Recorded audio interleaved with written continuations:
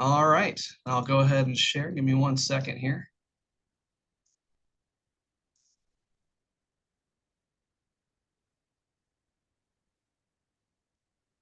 All right, fantastic.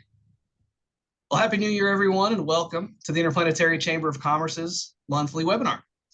Thanks for joining us this month as we host our guest speaker and the Interplanetary Chamber of Commerce's founding president, CEO, space innovator, and all-around incredible person, Dr. Carolyn McGregor. We'll typically be holding this monthly webinar on the first Tuesday of the month, but due to the New Year's, we moved this one back a week. So thanks for being here. The Interplanetary Chamber of Commerce, or ICoC, as you may hear it referred to, represents businesses of all sizes all over the world with a focus on a sustainable economy in space. We serve as a trusted advocate, partner, and network for businesses that are shaping the future of interplanetary commerce. As the world's first and only Interplanetary Chamber of Commerce, we're creating a new frontier for all industries and the people they serve by stretching to the edge and growing their business into space. We encourage companies to exploit the benefits of space to improve life on Earth and utilize the research possibilities for life in space. My name is Tony LaRosa. I'm a founder, managing director, and the secretary for Interplanetary Chamber of Commerce. I see a couple of familiar faces on here, but I also see some new people as well. So I'm very excited and just welcome. Real quick here's some rules of the road we ask all of our participants to adhere to during this webinar. First of all, just know that this webinar is being recorded and we'll have it uploaded onto our website for your review at your convenience. We ask that you please mute your audio to not distract the other members or our presenters. And finally, we ask that you either hold your questions until the end of each slide or use the chat feature, and we'll be monitoring the chat and make sure everyone's questions are answered. I'll start off the webinar tonight discussing who we are, what we do at the Interplanetary Chamber of Commerce, such as advocacy, our yellow page-like filing system for space, and environmental conservation. Then we'll discuss the additional services we offer. I'll show you a quick pricing package and how you can sign up for your free account. Then we'll move into our guest speaker tonight, which I'm sure is why everyone is actually here. And then hopefully we'll have some time for questions and or feedback at the end. The Interplanetary Chamber of Commerce is a 501c6, which allows us to focus on the private sector and nonprofits that operate in and for commercial space. All 501c6s are tied to geography, and ours focuses on interplanetary space, meaning we have various subchambers to better serve your company wherever it operates. The Interplanetary Chamber of Commerce is the parent organization to the Cislunar Chamber of Commerce, Lunar Chamber of Commerce, Martian Chamber of Commerce, and so on, ensuring your organization is seen and represented at all levels. Here's the taxonomy to better show how our organization operates on the geographical level. In the United States, there's city levels of Chamber of Commerce, think Atlanta, Georgia. The county level, which would be Fulton County Chamber of Commerce. Then there'd be the state, which would be Georgia Chamber of Commerce. And then the International Chamber of Commerce. The United States Chamber of Commerce for the country. And then finally, the International Chamber of Commerce. The Interplanetary Chamber of Commerce focuses on a sustainable growth of commercial space, representing industries that aim to operate off Earth's surface, even if your organization is based on Earth. So LEO, GEO, the Lagrange points, planets, moons, stars, asteroids, everything on and in between are all going to have subchambers of the Interplanetary Chamber of Commerce. Interstellar, intergalactic, Milky Way subchambers, those will be formed as companies begin to operate there. Standing chambers of commerce will not be reporting to us, but instead we'll be working together to ensure a growth of a sustainable commerce in space and benefiting every country as well. If you think about commercial space stations, planetary bases, mining operations, satellites in between, etc. Structures and restaurants, shopping, commercial services, entertainment, everything that's on Earth will need representation off Earth. Policies to protect satellites and their purposes operating in space, manufacturing, infrastructure, and any industry you can think of will need representation on and off Earth. The Interplanetary Chamber of Commerce lobbies on behalf of our customers and the commercial space industry as a whole. Our lobbyist meets with politicians who impact the growth of commercial space industry by educating and advocating within the Commerce and Science and Transportation Committee in the U.S. Senate and the Transportation and Infrastructure Committee in the U.S. House of Representatives, and wherever your organization needs representation. Our primary focus at the moment in the United States is Project Clarity, opening up funds from the bipartisan infrastructure package to the space industry. The growth of our civilization includes the expansion of our capabilities and commerce in space, and we're fighting to get that done. As part of any chamber of commerce, networking is vital to our growth and the growth of the commercial space industry as a whole. That's why we have created the first ever directory focused on commercial space. It's called iChamberX. Think of a yellow page like filing system. The filing system provides contact information, services, partnership options, and more for space commerce companies to exploit. And finally, we work toward growing commerce in space while monitoring the environmental impacts space commerce creates. Our nonprofit focuses on the growth of environmentally friendly operations and projects on, under, and above Earth, all the way through our solar system and beyond.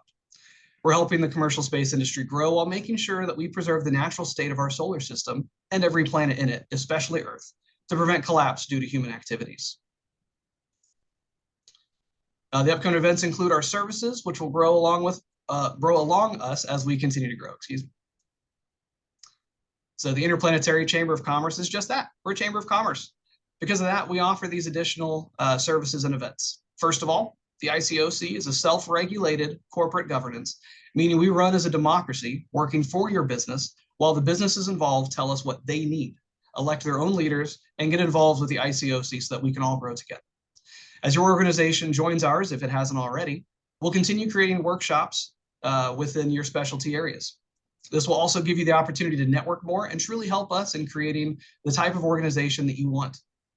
We will begin holding annual conferences this year. It'll be a virtual conference, and dates are going to be coming soon. It'll be later this year, and networking events as well, and we can all help to grow together.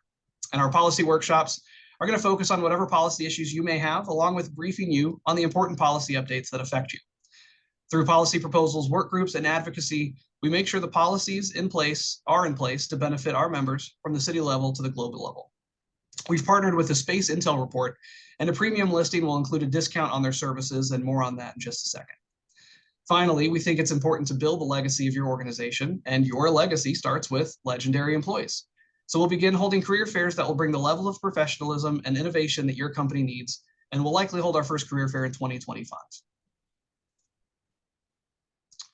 Real quick, I'd like to take this time to thank our main sponsors for tonight and premium listing members as well. Without organizations like Roseville Conservation, Comstar, Space Communications, Space for All, Proved Up, Explore Biologics, and Offworld Biotech, we wouldn't have the events that we're having tonight. We've made a real easy enrollment process. It's cheap and easy with future growth tied to it with even more benefits, and I'll go through that really quickly. The most basic way to get involved with the Interplanetary Chamber of Commerce is by signing your organization up for our iChamberX directory. This can be accomplished on the iChamberX.com website. Once you're there, you'll have an opportunity to list your organizations for free or create a premium listing. These two options will also allow you to access all of the ICoC resources and to access the quarterly meetings and policy briefs. The premium listing will automatically highlight your organization, placing you at the top of your subgroup on iChamberX. You'll also receive tailored networking events, discounts on partner services like the Space Intel Report, and advertising through the ICoC, such as tonight's webinar that you just saw. You'll also grandfather your price point for a following year, and even more business services will be available as we grow. I'll quickly go over the sign-up procedure for those who are interested before we move on to our guest speaker. I'll also have Andrew, who is our treasurer, one of our founders and directors, put our 2 websites in the chat. So if you guys want to check that out during or after, we'd love to have you see both of our websites. When you first enter the iChamberX website, you'll see the register button in the top right corner. You must be registered to create a listing. To register, it'll ask you for your name, username, email, and password. Just make sure it's a good contact for your organization, because this is the email address that we'll be sending monthly emails and invites to for our networking events, conferences, and more. After you register your account, log in and click join. After you hit the join button, it will again ask you for information, but this time it'll ask you for your type of listing for your premium, and then information on your company's listing on iChamberX. Fill out the required boxes and any additional information you'd like to share in your post. At the end, you'll hit the submit listing button, and your company is now posted on our website. There's also a create opportunity button for your organization to create a job listing, opportunity event, whatever you can think of for that topic. And make sure to keep an eye out for emails from us. We won't spam you. We'll just send you emails pertinent to the meetings and events or anything involving your account in particular. As we continue to grow, so will our business services. In 2024, we'll focus on the growth of this organization as well as your organization, how we can better serve you. These packages will be available later this year or early 2025. These annual prices will include access to our conference, which again will be in person starting in 2025, virtual this year, career fairs, and much more. We also work with international companies to ensure the conversion rates are fair and equitable. So if you have any questions on that, please let us know. And when these tiers do become available, we'll have specific tiers for colleges and universities, as well as chambers of commerces and trade organizations. If your organization requests a tailor package, we can work with your organization to customize any feature to ensure you truly get what your company needs. The iChamberX Premium package, along with any financial contributions made by your organization in 2024, will grandfather you into the 2025 packages, and more on that at a later date. Now, before we move on, does anybody have any questions for me?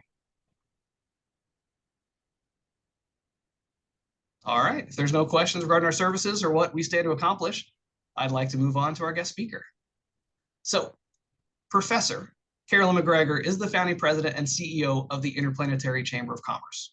She's the Dean of Research and Graduate Studies in the Faculty of Business and IT at Ontario Tech University in Ontario, Canada. She is a leading innovator in new technologies for AI-based health and wellness real-time monitoring using next-generation telecommunications on Earth and in space. She's the principal investigator for Space Health Study, currently running on the ISS, supported by the Canadian Space Agency. She was a principal investigator on the Axiom first all-private astronaut mission, which is AX-1, and is a principal investigator on the ESA and METIS, I hope I said that right, led Vivaldi and Vivaldi 2 Dry Immersion Analog International Study Series. She's a member of the CGI-led team as one of 5 industry teams proposing a new connected care medical module, or C2M2, for the CSA.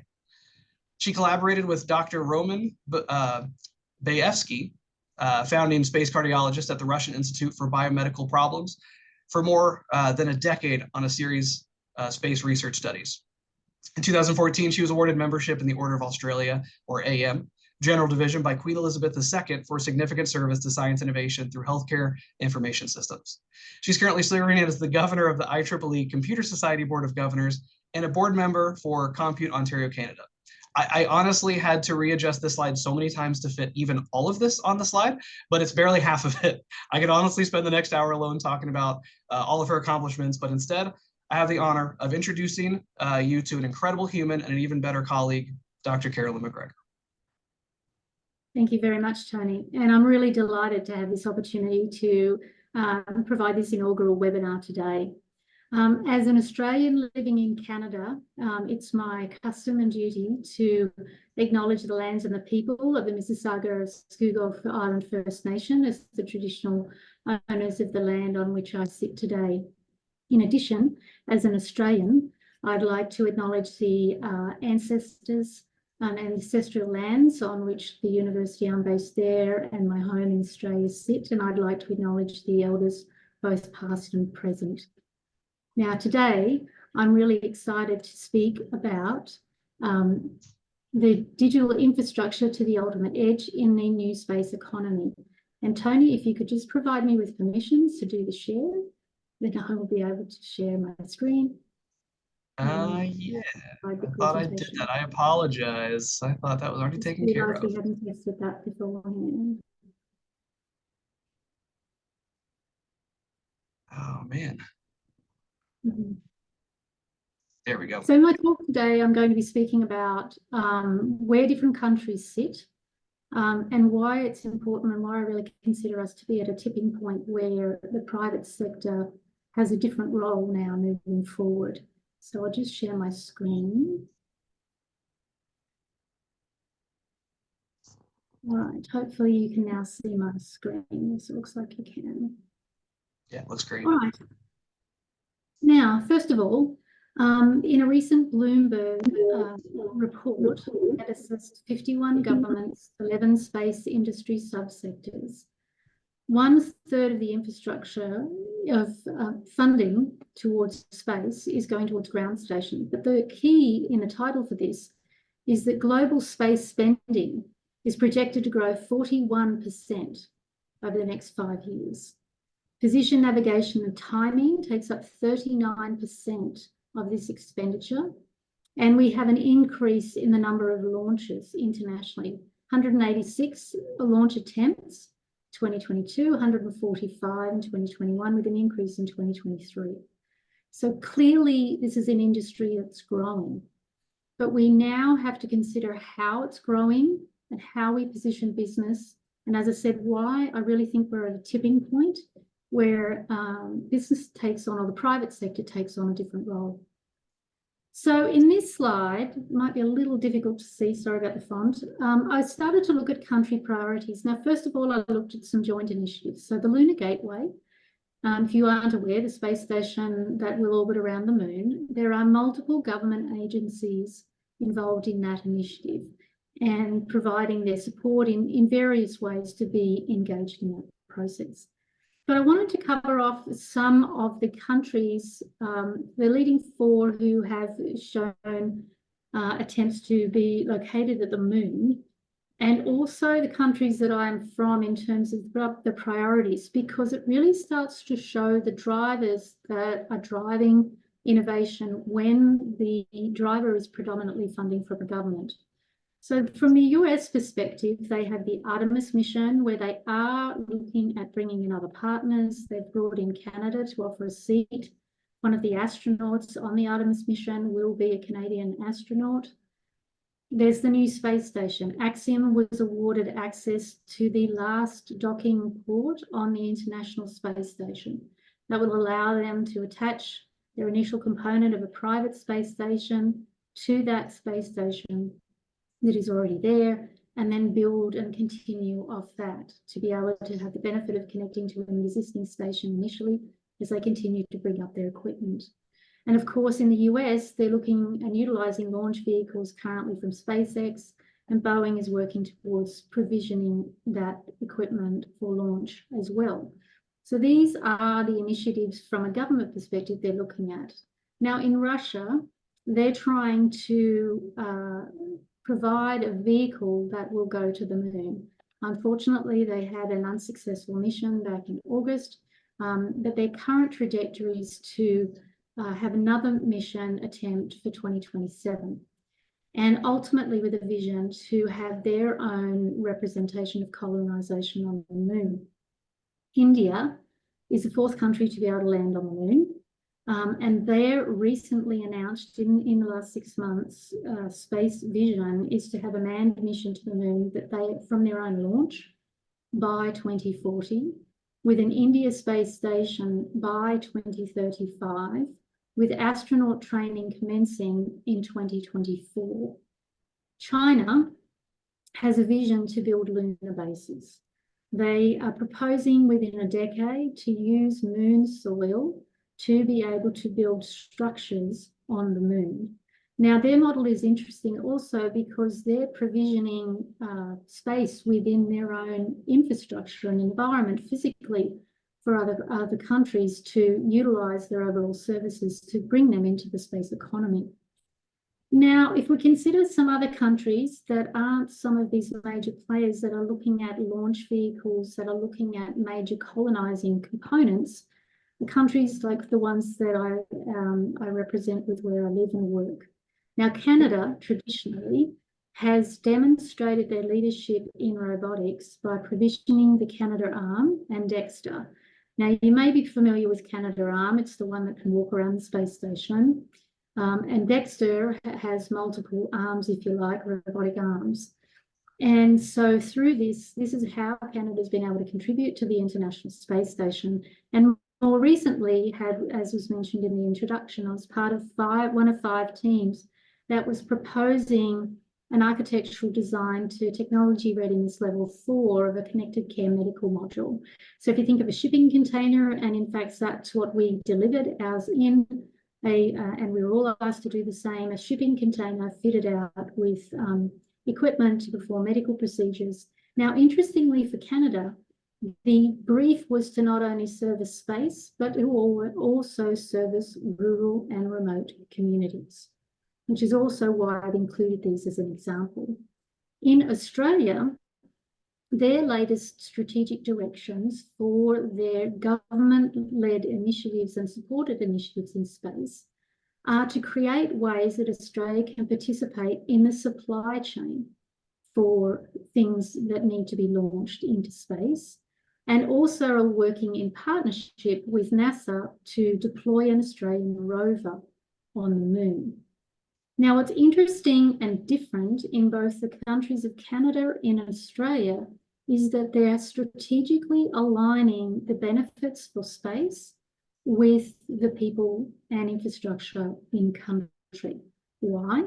Because these are two very large geographic countries that have large areas with rural and remote populations due to the geography. So it is important for those nations, for those governments to get support to have their interests in space, to demonstrate a clear linkage to the benefits on Earth. So this places us in a very interesting position when we consider the innovation and the activities that occurred in space to date, when you consider the progression towards the moon. Now, what I'd like to present next is what we know as the Gartner hype cycle. This is a cycle that has been demonstrated to prove true of innovation over a number of decades. And it's used in the information technology sector to really start to understand where technology is in its overall innovation cycle, to understand whether a government or an organisation, private organisations should invest in technology, where they are in terms of venture capital involvement in the different sectors. So in this particular hype cycle, you can see on the left-hand side, you have a technology trigger. This comes from research development, whether it was the new iPad, whether it was a remarkable device, whether it was 3D printing, any of these initial innovations, they come from that initial research and development component, with a ramp up through some sort of startup company, venture capital funding, ideally to produce the first generation of products, moving up the curve. And then you get the early adopters that investigate it, and then the hype begins of what is possible and what can happen. You start to get a whole lot of suppliers coming into the environment, and then you get activity beyond those initial early adopters, so more people are trying to take it on. And at that point, because you've got a change of audience from those who accept that they're in an early adoption phase to those who are thinking it's more mainstream, the negative press begins as you start going over the top, supply consolidation, failure, and then you really start to move on to second round of funding and a maturing of the innovation. Now, why am I showing this in this context? Well, I went looking for the hype cycle for space, and I couldn't find one. And if you consider the model that I spoke about initially with government, the government perspective for space, and when you have innovation drivers led by government, the model's different. You have more of the gold rush type model, where it's about being first, and it's about trying to get capitalizing on volume. And with the initiatives that are starting now, you're starting to see countries who are trying to claim areas in space, and it's changing or creating a different way towards the innovation cycle. But we don't have to think of space that way.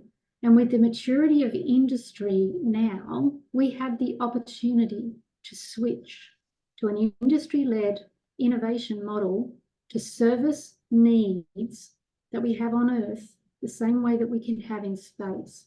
And as you'll see in my discussion, that our limitation of what we do and our paradigms of what we do where largely becomes driven by the speed of light and the decisions we make based on the speed of light and nothing else.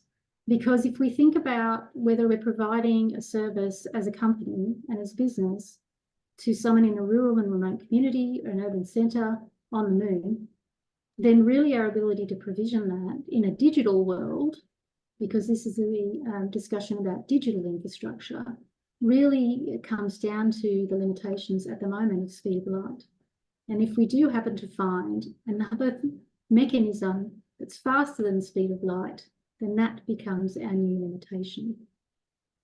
So I want to discuss this in terms of my own innovation cycle, and that is in the specific area of provisioning health for people in extreme settings, in rural and remote locations, and also in space. So with that in mind, I wanted to present this video. I'm not sure that you'll get the sound, but in this video, which you are watching, this is actually Yuri Gagarin's launch in 1961, the historic launch of the first human to orbit the Earth.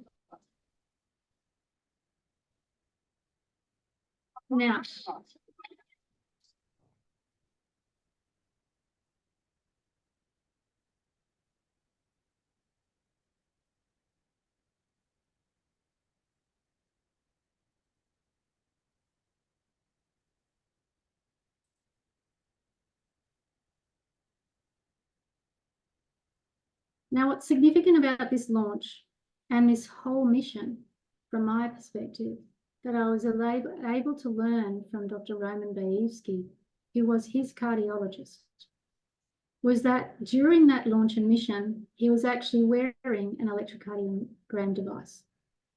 They brought it back to Earth, printed out the electrocardiogram on paper tape, measured key features in that electrocardiogram, which is the heart rate signal picking up the electrical activity, and measured them with a ruler to perform the first understanding of the impact of the launch and the orbit on human physiology. Now, I'm going to go through how we've progressed with that over time, but I wanted you to understand that this desire to understand human health has been right from those initial missions. And in fact, right with when they launched the dogs as well, because the dogs that went into space were actually cared for by Dr. Baevsky as well. Now, also, I'm really excited by this slide because we're almost at 100 years. Now, this magazine was released in April of 1924. And on the cover, you could see an article called The Radio Doctor. It was a proposition of the idea of remote healthcare. And if you read the article, you can find this online. This magazine now is available in full print online, all pages, and you can read the article. And they showed that this architecture would have worked at the time, but they designed it as a bit of a joke because they couldn't understand why anyone would want to be supported by a clinician who wasn't in the same room 100 years ago. So we think about what we're doing now and what assumptions they'll be laughing at in 100 years from now, what we think wasn't needed. And for me, I think one of those is that we need to treat the moon as an autonomous environment separate from the Earth.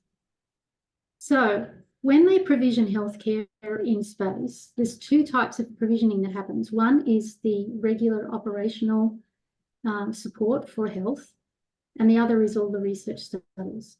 For their regular health assessments, it's discontinuous. Meaning that it's about every week. There are these periodic health assessments. They're performed with checklists. They follow terrestrial guidelines. They're looking for differential diagnoses on certain conditions they might be trying to watch for. And it's based on known pathophysiologies or pathways that lead to succumbing to certain conditions. And whatever we use in space to perform that type of assessment is limited by the space, weight, power, and the consumables, and nothing live streams to Earth. Now, I'm not going to go into this a lot of detail, but I do want to cover off the fact that there's a lot of systems that are impacted by being in space as a human. And if we think about colonizing the moon, if we think about sending people to work in various capacities, we're going to have people on the moon. So the musculoskeletal system, cardiovascular, neurosensory, immune system, metabolic changes, and also psychological impacts are all what they are faced with. And there's the environmental impacts of radiation, solar flares, and cabin environment toxicity, etc. So we are continuing to understand and study what happens in space, only at low Earth orbit at this stage, and also for different periods of time. But to date, the majority of the assessment has been on very, very healthy adult males from a select range of races. So on the International Space Station at the moment, and over the last number of years, there's been two predominant devices that are considered flight ready and that have been commissioned on the space station. So one is the Cosmocard device on the left. That's what Russia has deployed. It is a Holter-style electrocardiogram, just the lead base. I'll show you some more diagrams in a minute. And on the right-hand side is a photo of David St-Jacques, one of the Canadian astronauts who deployed the biomonitor equipment for commissioning on the space station in December of 2019. So here's a close-up of those particular devices. So you can see here, if you can see my mouse moving, this is the front and the back of the Holter-style data collection unit, powered by batteries, yes, batteries, because the rechargeable option was not allowable on the space station. The leads that are then used on the different astronauts that you can see here. So I have one of these, a couple of these devices. We use them on Earth with some of the testing that we've been doing. As I mentioned, Canada commissioned this biomonitor garment. It's made up of a shirt known as the astroskin component. It has an electrocardiogram in it, but it also has respiration sensor. It has a headband that can be worn for blood oxygen saturation. So a number of things that you would start to see as signals from an intensive care unit. And the similarity to this one that you can't really see in this diagram is that it does connect to a data unit powered by AA batteries that are deployed to space for our studies. And the astronauts wear these on Earth and in space. There are a couple of Canadian-led studies that are using these garments. Mine, as was mentioned, is called Space Health. The astronauts for my study wear them at different stages in the mission for 48 hours. But and I'll get back to how we get the data down to Earth in a minute. Now, this just gives you an example of, from the last 20 years, certainly, in my discussions with Dr. Bayevsky before his passing. These were all the studies that were running using different equipment that they were testing. Most recent ones you can see here with Cosmocard and my university's old logo with some of the missions I was part of with them. But you can see there's this history of trying to understand physiology in space that will need to continue and will need to happen with the moon. Now, to get data down to Earth, at the moment we are limited by a radio frequency tracking and data relay satellite infrastructure managed by NASA. The Russian Institute for Biomedical Problems had been in the past just downmassing USB type thumb drives to have the Cosmocard data come down to Earth. I'm not sure if they utilised this infrastructure or not, but I certainly know that USB drives were being downmassed. But this infrastructure allows for a 600 megabit per second downlink to Earth. And it's only recently, in the last few years, been upgraded from only 300 megabits per second. Now, you have to remember that all forms of communication with the space station are through this satellite network. So we get a percentage of this. And for my particular study, 48 hours of data has to be processed for several hours in that dock that David St-Jacques was showing. And then we have the time it takes then to downlink that data, which can take a few hours, ultimately goes to Canadian Space Agency, who forwards it on to me. So that is the current process for us to get any sort of regular higher frequency data. And the reason that I monitor for 48 hours is to watch for 24-hour cycle patterns in a repeating behaviour. Because even though they are, circling, they still work to a 24-hour body clock cycle in terms of the way their programming is. Now, the other thing that I just wanted to show you by way of example is the C2M2 or Connected Care Medical Module that was provisioned by my group. It was called Project Harmony. It is an acronym I won't go into now, but it provided a virtual concierge for the crew when they come in to greet them and to guide them through the whole experience, telemetry platform for wearable and non-wearable inputs, behavioural health and wellness assessments, and also medical training through a virtual reality infrastructure. This was fundamentally designed on the principle that it needed to run autonomously, meaning that there is no network connection to Earth for this. And it can also then all be provisioned in rural and remote areas, again, if there is no internet connection. Now, as we mentioned, the compliments of NASA, the graphic that shows that, you know, we want to be moving towards having a greater presence as a world. There's lots of initiatives to have a greater presence on the moon, and then ultimately to use that as a springboard and to create the infrastructure to then move on to Mars. Now, what's interesting in all of this, as I mentioned, is that it's being considered under this paradigm that these have to be very independent and separate. As part of all of this, one of the other initiatives that happened was it was called the Mars 500 mission. You can see this capsule here. This is the spacecraft here. This is an entry, open area, and access point where you can go up a ramp to this curved area here, and I'm inside that here. This is the Mars surface. So in Moscow, they have this facility where this particular space capsule can run completely autonomously. Yes, it's housed inside a building, but it doesn't connect with the building in any way, shape, or form. It runs completely autonomously and independently. And a team of male crew completed a 500-day isolated mission.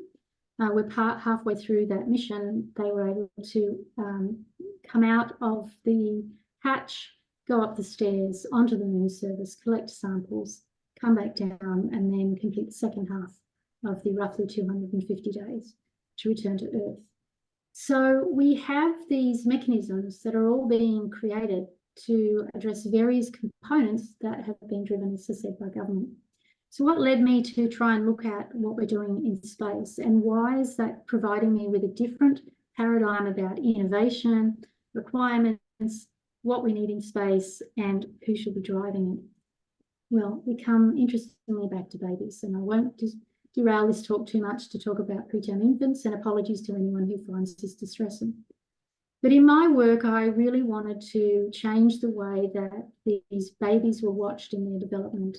I wanted to be able to do it in a non-invasive way, gather the data in real time from medical sensors and watch for changing behaviours in the babies, and then map that to different conditions they would develop. But I was doing it outside of the hospital with all the analytics. Why is that important? Because in various hospitals, you can't afford to have repeating local IT infrastructure for the human resource piece of the support. We want to be able to flow the data out and to be able to do the analytics in a different place. And that's what I was able to demonstrate in this infrastructure. I was able to demonstrate for 68 of the most fragile newborns in our province that the data could be analysed off-site. It required a demonstration of being able to run a system like this all the time, perpetually and continuously, sometimes for these babies for up to 6 months, if that's how long the stay was. What were we doing? Watching for a number of different features. So a very simple example about just looking at heart rate variability and respiration rate variability, and some of the many discoveries clinically that we made about the changes that happen in these features from different conditions, and even the amount of blood they have in this system, as you can see on the right, and down the bottom, the different medical conditions that they can develop. The interesting innovation driver for this is former or retired astronaut Dave Williams, who happened to be the CEO of one of the hospitals that I was in partnership with, who pulled me aside and said, I need to introduce you to the Canadian Space Agency because this is what we need in space. And I learned then, so my initial thanks are to retired astronaut Dave Williams for being able to be involved in this. And I met him, or we started work on this well over a decade ago. But he introduced to me the impacts of space being extreme environments, some of the things that I've already mentioned. So quite frankly, my first iteration was to take what I was doing in a hospital change that to the spacecraft, and then say that, well, we could signal, we just transmit the data down to Earth because we have more resources. And then I found this technology wasn't even possible because the communication infrastructure wasn't possible to support what I needed. But interestingly, there are other ways beyond just supporting rural and remote healthcare that this has applicability on Earth. And that is for people like tactical officers and firefighters. We need to understand their physiology while they go about their work and while they train, because they have lifelong implications where they have a higher incidence of a number of different medical conditions. They are there's double likeliness that they will develop cardiovascular disease than the general population for the firefighters. And we need to have these infrastructures to be able to monitor human physiology. So then my work evolved to looking at how we could take all of these different populations, particularly in extreme environments. What do we need to capture about that? How do we ingest it in real time? How do we perform real-time analytics? And then how do we introduce new knowledge of how we're analysing all of this data once we collect it so that we can find those new pathways to disease in all of these different conditions? What I was fortunate to be able to do was to be introduced through the connections from Dave Williams to the Canadian Space Agency, to NASA, to the Russian Institute for Biomedical Problems, to be able to then look at how this work applied in space. And you have to remember that I'm the first person in my family to go to university, and all of a sudden I was working with all these major space agencies on a fundamental challenge that they knew needed to be addressed. So one of the things that I worked on with Roman Baevsky was an algorithm that he was working on to understand the adaptation process in space. And what he had learned right from Yuri Gagarin's mission was that there is a short-term stress response and then a long-term stress response. So in this model, the way that it's represented is that if you have lots of reserves, so you're sleeping well, eating well, your body's working well, and you're not under stress, you're in this bottom quadrant. As you immediately respond to the stress of your environment, that can be all sorts of stresses, you have a short-term response in your cardiovascular system. That is, if you maintain that, it will ultimately deplete your reserves, and that's when you're most susceptible to pathological events or developing certain conditions, succumbing to things. But this was only calculated on a daily basis. So with my work, I re-engineered with him the ability to calculate this, to take it down to 5-minute intervals and to show that that could be processed and provisioned in real time. Was something of interest to all of the space agencies. So in the initial work that we did in that mission of a female crew that I should have gone back to, so this was an all-female crew using that same isolation facility. That's the first time an all-female crew had gone through an analog experiment, and we measured their physiology even just through the stress of the isolation and performing as if they were on a mission. So these were his initial metrics in that phase plane for 3 different days, 2 different participants. And this was hourly and every 5 minutes. So we were able to start to show that physiology really does move around through the day.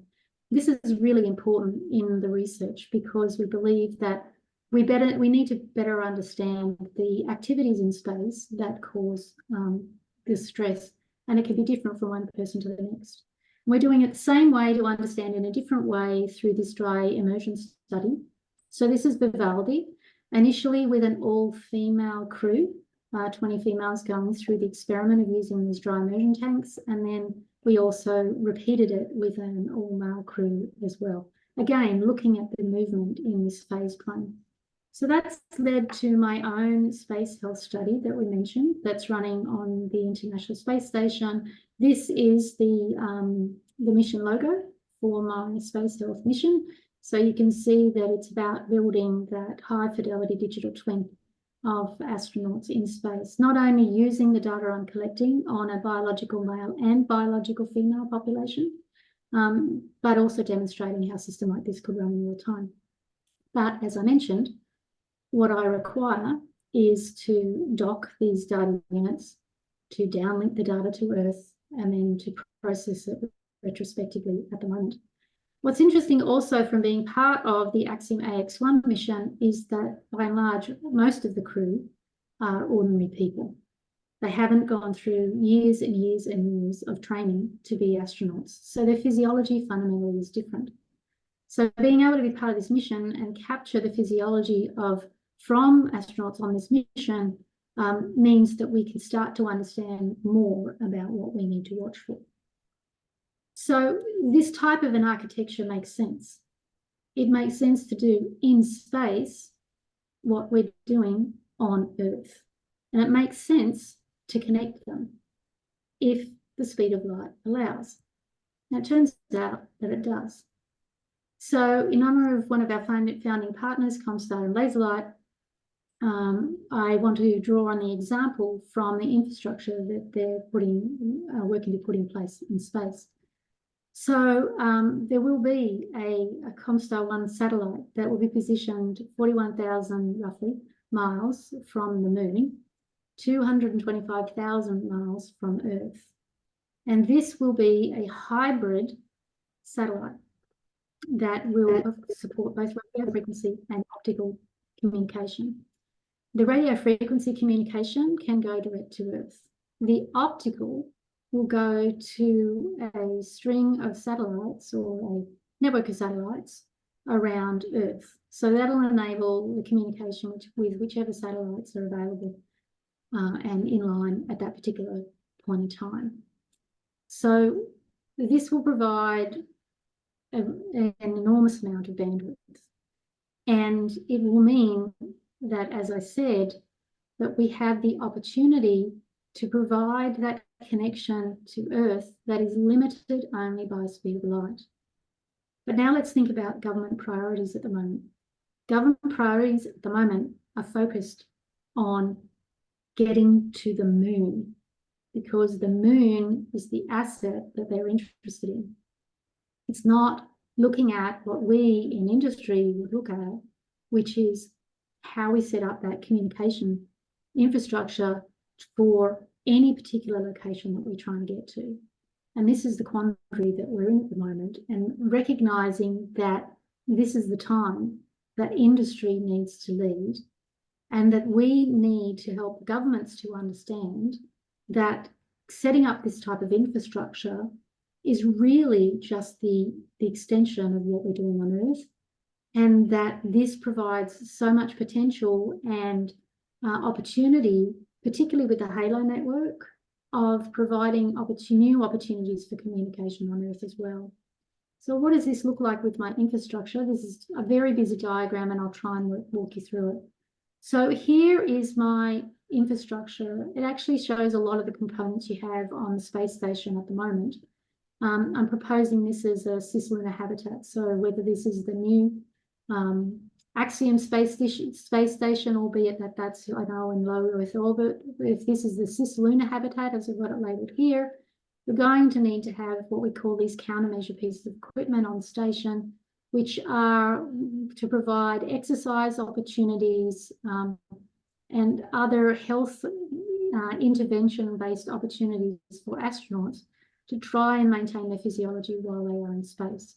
Measuring devices, and a whole lot of other data collection mechanisms. We need to be able to be designing systems that we can capture data in real time. If a government is leading a brief and they don't include the need to export data out of these devices, then architecturally we're stuck. We won't have that right commissioning of equipment in space. Now on the moon, we can have just the equipment, we can connect directly down to that. We can be connecting directly then to the ComStar satellite, working through the Halo network, working through a StarEdge network as well, ultimately coming down to our ground stations and ultimately provisioning data through to the data collection systems that we have on Earth. And it's important to bring it down to Earth because we shouldn't put all of our reliance on a select group of people who are provisioned with government contracts to provide autonomous provisioning of healthcare in space. If you think about any engineered fault-tolerant system, it's just not the way that we architect it. It's the way that the governments are operating, and there's really good reasons for that, but we need to not just consider that that's the only option. And we need to think about economies of scale and how we can deploy health systems for all people across all countries, because in space, as the treaties indicate, there are already treaties in place for emergency evacuations in space for health-related issues, and we need to continue those principles moving forward. So as we move out, we really only need to be limited in the way we think about the provision of care by the speed of light. Ultimately, we may even be able to get past that. But it doesn't just work for space. We also have a lot of opportunities for countries that really do need to prioritise this, so that all peoples in all locations can be offered the same amount of care as in those highly populated urban centres. And so, you know, Australia and Canada, these are large geographical countries, but it's not even limited to these. Canada provides emergency medical response for many conditions, and particularly for women in preterm birth risk areas. We have emergency evacuations from a number of countries that we support. So we really need to have different drivers than individual governments to drive how corporations can create their own business service models that service all of these sectors, the same way that companies go to an international model on Earth. And so we need to think about how we as industry can ensure that we tip from a purely government-led space sector innovation model to an innovation model that we have more traditionally that's grown for the industry sector. All of my research today is part of the Joint Research Centre in Artificial Intelligence for Health and Wellness, where I research human physiology in the extremes. Our latest project also now involves having a swimming pool inside one of the largest hyperbaric chamber in the Southern Hemisphere to measure the adaptation process of divers. I'd like to thank all of my research partners on this work. I am truly humbled as the first person in my family to go to the university to have had the opportunity to work with amazing innovators and leaders in government who have performed an outstanding service to all of us to bring us to where we are today. It's up to us now to step up in this maturing environment to move forward. I particularly like to thank the Canadian Space Agency. Through the opportunities of my direct involvement in 2 missions, I have learned an exponential amount about running studies in space, upmassing, downmassing equipment, and where we can move from here. If you'd like to follow my work here on Twitter, or X as it is now, you can follow me individually, CP_McGregor, or Ontario Tech HIR, which is the one for my research group. I hope you've enjoyed this presentation today. I'm looking forward to our continuance of providing these monthly webinars. I'm looking forward to growing the International Chamber of Commerce, or the Interplanetary, I should say, Chamber of Commerce. And I'm delighted to be the founding president. So thank you very much. I'm happy to take any questions.